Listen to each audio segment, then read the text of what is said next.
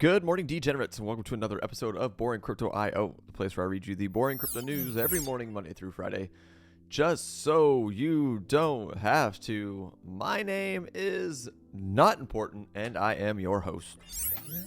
Game time. JPMorgan debuts tokenization platform, BlackRock among key clients. Remember when JPMorgan told all of their employees to not buy crypto? They would get fired if they got caught buying crypto or suggesting crypto to their clients. My, how the tables have turned. Okay, next story. Crypto advocates wait on race for next U.S. House Speaker. I bet Nancy's throwing her hat back in the mix. And last but not least, Bitcoin price could hit 750,000 to 1 million by 2026, says Mr. Arthur Hayes. What? Yeah, let's go. All right, to the market. Guys, current market cap right now sitting at 1.06 trillion. Bitcoin dominance hovering at 50.1%. ETH dominance slowly continuing to tick down, 17.8%. And ETH transaction 42 neutral. I think that's where we were at yesterday, if I remember correctly. Coffee break. Give me just a second.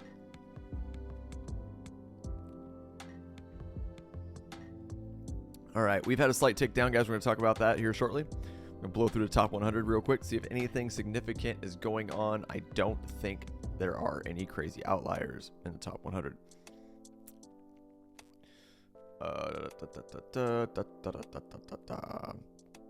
At Atom down 4.44.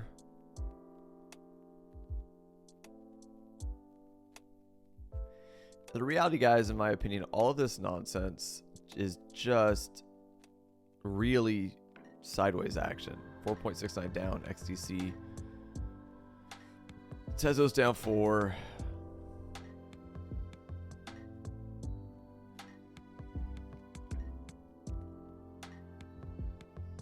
Yeah. Just sideways, guys. Anywhere from 5 to 7% to the upside, anywhere from 5 to 7% to the downside, so on and so forth until we get some actual movement. There's your top 100. Not much going on. Sideways day. Bitcoin. 4 hour. Guys, it's not looking good. Here's where my head's at. We were right around here yesterday when I told you it's looking weak. So we lost this idea of a ascending channel and broke through the 27,310 original support. We've got a bounce right here at just around 27,000. There are some nodes right here, clusters of price action. The bearish idea, guys, right now is that we have flipped 27,310 from support back into resistance. The question is, how far will we go? But that's not a good sign, okay? Again, we on the 4 hour, we do have a green dot. Now, green dots don't mean we're going to run into a bullish, a big giant bullish run, but they just signify potential bottoms of action. Especially downward action, right? Potential bottom. We got a good run up on this one. I'm kind of just rambling. Got a good run up on this one. Yeah, the 4 hours are actually looking pretty good every time we get a low green dot.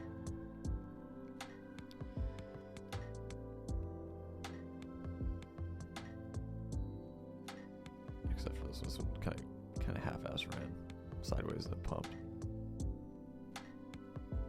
That'll be kind of like the only bullish sentiment I'm looking at right now, guys. Outside of that, look, I hate to continue saying the exact same levels every time I do these videos, guys. Nothing has changed. 27,310 needs to be support. We need to break 28,000.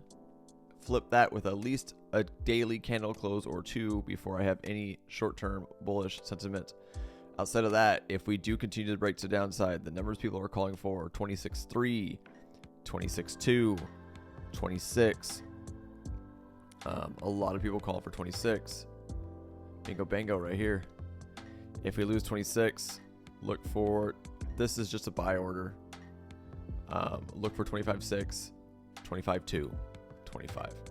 All right, that's it. That's all we're looking at for Bitcoin, guys. ETH is getting its ass handed to it right now too. I'm not sure why that's happening. It seems to be a bunch of FUD about it. The ETH Foundation selling like several $1 million worth of ETH. But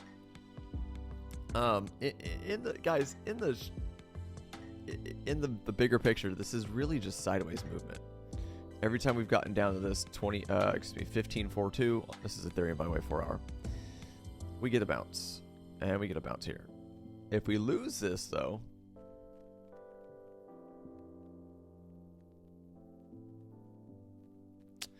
if we lose that level, this is what I'd be looking for. Right where we're, you know, this 15.66 ish level. Be looking for a bounce at probably around 15.2 ish, 15 ish, like right in here. Outside of that, 14.85. We lose 14.85. There's a big gap here, guys. Big gap. We can go all the way down to 14.16, potentially down to in somewhere into the 1300s. All right, that's what I'm looking at for ETH. All right, on to the news. JPMorgan interviews tokenization platform BlackRock among key clients. The tokenized collateral network enables the conversion of traditional assets into digital assets and makes way for faster and more secure on-chain settlements. United States banking giant JPMorgan debuted its in-house blockchain-based tokenization application, Tokenized Collateral Network. On October 11th, according to Bloomberg, TCN settled its first trade for asset management giant BlackRock. The Tokenized Collateral Network is an application that allows investors to utilize assets as collateral. Using blockchain technology, investors can transfer collateral ownership without moving assets in underlying ledgers. In its first public collateralized trade between JPMorgan and BlackRock, the TCN turned shares of one money market fund into digital tokens, which were then transferred to Barclays Bank as security for an over-the-counter derivatives exchange between the two companies. The first internal test of the TCN was conducted by JPMorgan in May of 2022. With a pipeline of other clients and transactions now that TCN is live, the TCN was launched to streamline and scale the process of traditional settlements on a blockchain. The use of decentralized technology made the process faster, more secure, and more efficient. Weird. Isn't that what blockchain does? According to Tyrone Laban, head of the Onyx Digital Assets at JPMorgan, the new TCN platform unlocks capital and allows it to be used as collateral in ongoing transactions, boosting efficiency at scale. The platform enables the creation, transfer, and settling of tokenized traditional assets. It also allows for the movement of collateral nearly instantly, unlike earlier methods.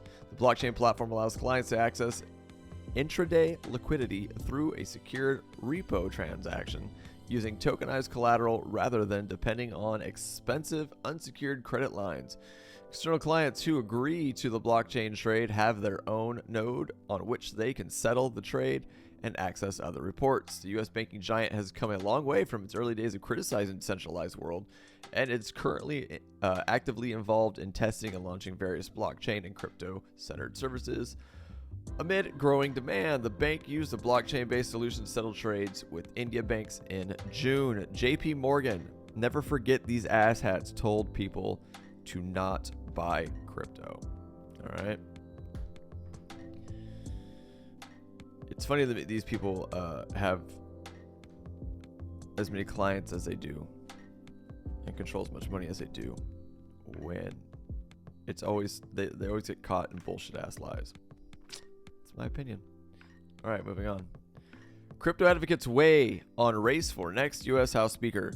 Lawmakers are scheduled to return to the House of Representatives on October 11th, today, to vote on a replacement for Speaker Kevin McCarthy, whose position has been vacant for a week. At the time of publication, half the legislative branch of the federal government of the United States was largely paralyzed following a vote ousting then Speaker Kevin McCarthy. U.S. lawmakers voted to declare the office of Speaker of the House of Representatives vacant on October 3rd, making the first time in history in the United States the government body was without leadership.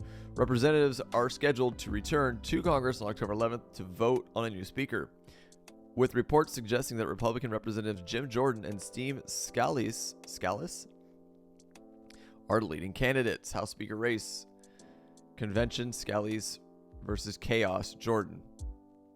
Interesting. Following McCarthy's absence, crypto-friendly lawmaker Patrick McHenry has been acting as the interim speaker, but it's not expected to be the contended for the job. Former U.S. President Donald Trump has endorsed Jordan, Chaos, I guess, who has repeated falsehoods surrounding the results of the 2020 presidential election. Wow. This is very opinionated. Scalise may also garner support from many in the Republican Party. The Speaker's race paralyzes the House on nearly every front legislatively, said the Blockchain Associates Director of Government Relations Ron Hammond in an October 10th X thread. If it drags out over another week, then a lot of things can happen, including potential new speaker candidates coming forward. For crypto, though, McHenry is still the person to watch. He wants votes on crypto as soon as possible. According to Hammond, the uncertainty surrounding the House Speaker, along with the criminal trial of Sam Bankman-Fried and the war between Israel and Hamas, could push bills like stablecoins to November or December. The major events will also dovetail into the 2024 election cycle. Presidential election years are hard to pass anything meaningful in Congress as everyone is focused on winning. Jai Kim, head of the global policy of the Crypto Council for Innovation, told Cointelegraph that crypto was becoming a priority for Congress. According to Kim, legislation, including the Financial Innovation and Technology for the 21st Century Act, God, these names that go with this shit, and the Clarity for Payment Stablecoin Act will likely be delayed until a new speaker is elected. It's unclear how Republican lawmakers plan to prevent a repeat of the events leading to McCarthy being chosen as speaker in January. It took 15 rounds of voting before the California representative could officially hold the gavel, during which time all legislation was on hold. Neither Jordan nor Scalise have been particularly outspoken about any pro or anti-crypto positions they may hold. Crypto-focused bills passed by the House Financial Services Committee in July could move forward with a floor vote in the full House before the next session of Congress, but delays in determining a speaker and consequently dealing with the potential government shutdown in November could stymie the progress. I don't know, man. I really don't know anything about either of these guys. I haven't followed them or done any research on them, so I'm not sure how I feel about it. Let me know what you guys think. Comments down below. And last but not least, a little bit of hopium for the boring crypto space. Guys, Bitcoin price could hit $750,000 to $1 million by 2026. Arthur Hayes. BitMEX founder Arthur Hayes expects Bitcoin to be $750,000 by 2026. Here's how and why. I'm sure this is going to be dry and long and all sorts of TA and fundamental analysis. I'll do my best not to slaughter it and bore you guys, but let's see how it goes. Love him or hate him, when Arthur Hayes speaks, people listen. Last week, as a guest on Impact Theory with Tom Bilyeu, Hayes made the case for why he believes Bitcoin price will hit $750,000 to $1 million by 2026. Hayes said, "I absolutely agree that there is going to be a major financial crisis, probably as bad or worse than the Great Depression." That is terrifying if that's true, guys. Sometime near the end of the decade. But before we get there, we're going to have, I think, the largest bull market in stocks, real estate, crypto, art, you name it, that we've ever seen since World War II. Guys, I'm not saying this is a precursor, but here's some reality and some food for thought. If we go into something worse than the Great Depression, but we get a big boom, I don't know, like the Roaring 20s, I'm assuming is what he's leaning toward. Before that, that means you have one last shot to get yourself secure. And I don't mean by prepping or anything, but I mean financially secure and stable. You got one more big pop to make as much effing money as possible if we go into dark times. It's something to think about. It's kind of where my head's been for quite some time with the next bull cycle coming. I'm not saying we're going to go into anything this bad, but I do feel another 2008-ish vibe coming down the pipeline. And my goal is to do nothing but lock myself in a room and trade my ass off for the next 18 months when the bull market kicks off, to make as much money as physically possible to be prepared for something like this, right? All right, I'm gonna move on. I'm gonna finish this article. Hayes cites that the nearly predictable response of the United States government rushing to intervene in every economic crisis with a bailout as a key catalyst behind the structural problem in the U.S. economy. He explained that this essentially creates an endless cycle of central bank printing, which leads to inflation and prevents the economy from going through natural market cycles of growth and correction. I agree. I 100% agree. Guys, downturns in markets are needed. They're healthy. It sucks. A lot of people get hurt because a lot of people, unfortunately, just bury their heads in the sand and don't pay attention to what's going on financially in the world. But for inflation to go away, for the dollar to stabilize, for all these things, if you've been following me since I started this channel, I've always said it. You need that pain. Ebbs and flows, ebbs and flows. It's a necessary evil to stabilize economies and markets. Peaks and valleys. And they won't let it happen now. They like this too much. So, we have collectively agreed that the government is there essentially to attempt to remove the business cycle. Looks like it. Like there should never be bad things that happen to the economy, and if there are, we want the government to come in and destroy the free market. Absolutely. God, okay, I'll tell you what. I don't know too much about about Hayes, but I am 100% aligned with what I'm reading right now.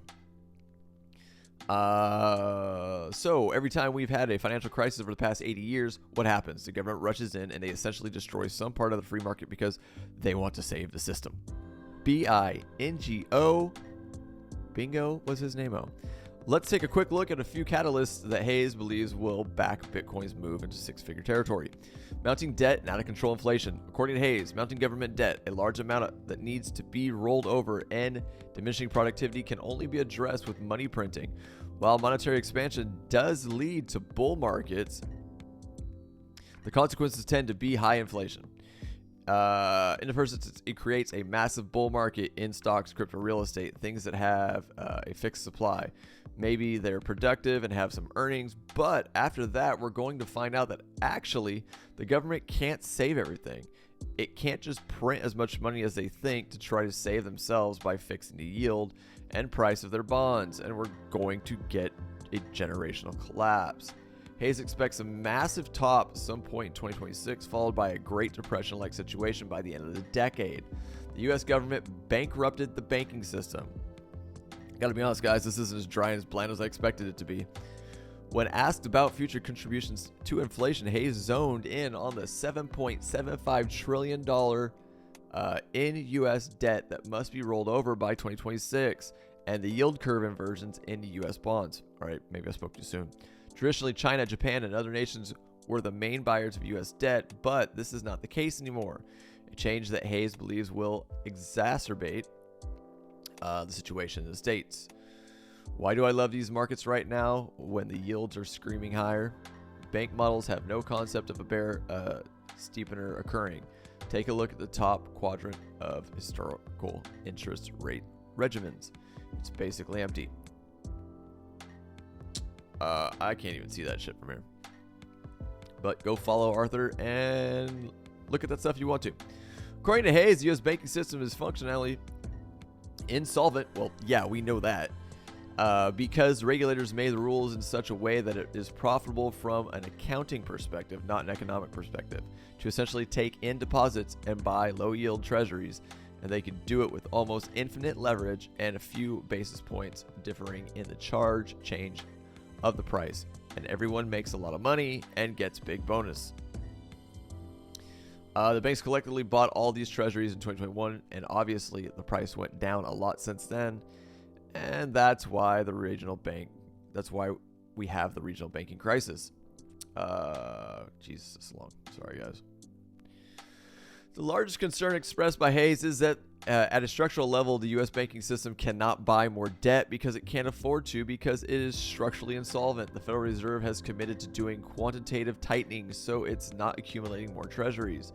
Hayes explained that the market is digesting this, and the nuance here is that despite high rates on U.S. treasuries, gold prices remain high, and certain market participants who previously were treasury buyers are disinterested. Currently, banks struggle to attract deposits, absolutely, and a difficulty of matching their deposit rates to the current rates available in the market creates revenue and debt management stress at a level that could become critical to the function of the entire banking system. Like many cryptocurrency advocates, Hayes believes that it is in times like this that a certain cohort of investors begin to look at different investment options, including Bitcoin, hence BlackRock, hence Vanguard, hence Citadel, hence Valkyrie, all putting in spot Bitcoin ETF applications. Hayes' view on why Bitcoin is destined for $750,000, despite what appears to be a generally dismal outlook on the global and U.S. economy, Hayes still expects Bitcoin to outperform, placing a target estimate in $750,000 to $1 million range by the end of 2026. Hayes expects Bitcoin to continue chopping around 25K to 30K this year as we get to some sort of financial disturbance and people recognize that real rates are negative. If the economy is growing at a nominal rate of 10%, but I'm only getting 5% or 6%, even though it's high, people on the margin are going to start buying other stuff. Crypto being one of those things. I'm one of them. Coming in 2024, Hayes said either a financial crisis will push rates closer to zero, go buy real estate. Guys, I'm telling you, if they cut rates again down to zero, go buy some damn property or some damn houses. Trust me. Or don't trust me. This isn't financial advice. I'm just telling you what I do. Or the government will keep raising rates, but not as fast as the government spends money and people continue looking for better returns elsewhere. The eventual approval of a spot Bitcoin exchange traded fund in the US, Europe, and perhaps Hong Kong, plus the halving event, could push the price to a new all-time high at $70,000 in June or July of 2024. Wahoo LFG regaining the all-time high by the end of 2024 is when the real fun starts and the real bull market starts, and Bitcoin enters the $750,000 to $1 million on the upside. Guys, listen to this right now. Okay, I'm going to backtrack. I'm going to waste your time, sort of. We're going to continue chopping around 25 to 30K, but by the end of the year, or end of 2024, be around 70K. Buy now. Start dollar cost averaging now.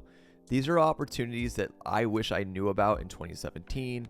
I fumbled my ass off in 2020 and 2021, and I am looking at, I've got a second chance, and this is where I've been buying, guys. I've been stacking bags. I've told you I haven't been actively trading since I started this channel almost a year ago in December, if I remember correctly. I have been stacking around these levels. This is the bottom, guys, and it's a range. It's not an exact bottom. It's a range, 20K to 30K. Not a bad range to get in, guys. Think about that. Bitcoin anywhere from 20K to 30K. Dollar cost average. Do it. Do it. Do it. Sorry. When asked whether the estimated price level would stick, Hayes agreed that 70% to 90% drawdown would occur in Bitcoin price, just like it has after each bull market. I absolutely agree. Guys, I don't, I actually thought this was going to be a really shitty article and boring. I think this is, do I think it's going to get to that price? Probably not. Probably not. But do I think he's on par with a lot of stuff that he's saying, what's going on macroly in the world? And in the U.S. economy, absolutely. Absolutely. I see a lot of stuff that I am very parallel with. On top of that, everyone's looking for a hedge. Every big corporation, entity, hedge fund, they're all looking for a hedge because they see what's going on with the dollar, and they're losing money by holding dollars. Something to think about. All right. But not a bad article. Let me know what you guys think. Comments down below. Let's look at Bitcoin one last time before we get out of here. Yeah, guys. Why